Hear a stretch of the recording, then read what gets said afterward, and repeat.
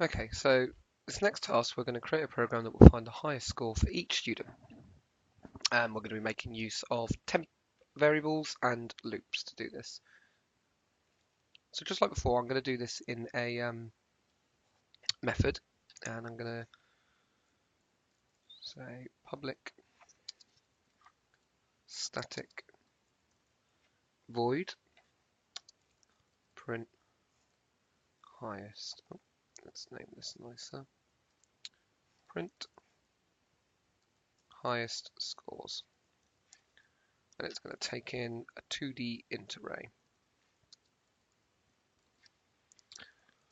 So to start off with, we're going to want it to loop through our 2D int array.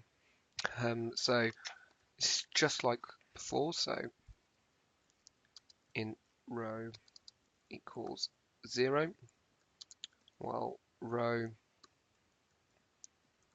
is less than array in dot length row plus plus. And then I'm going to want a middle loop to loop through each individual element. So for int col equals 0, well, col is less than array in row dot length col plus plus. So what we want to do is we want to, starting from, for each student, we are going to start and we're going to say student 1, look at their first score, right, and then look at the second score, compare it if it's high. If it is, I'm going to take that, then keep on comparing. So to start off with, I'm going to want to declare an int temp high score equals 0. So the first thing I'm going to do is I'm going to compare whatever element we're on with the temp high score.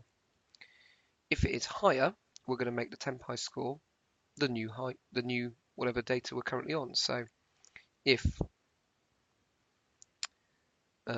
array in row column is greater than temp high score,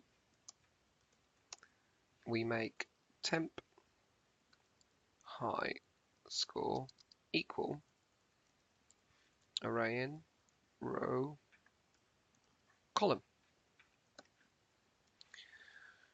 And that's it.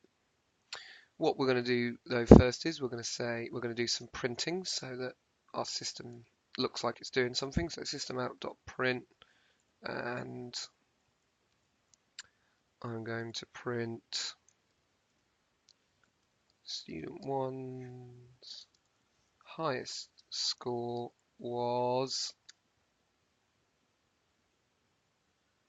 and in fact actually I'm going to do this at the bottom after this. I'm going to say student 1's, oh no, might not always be student 1, so student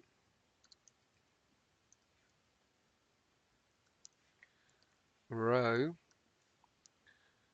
highest score was, and then we simply append temp high score. And then that will do it for each and every student. So if we run that, oh, I've actually called the method. Let's, what was it called? Print highest score. So if we now call this method on student scores, student 0's high score was 55. So they're all the same apart from the last one.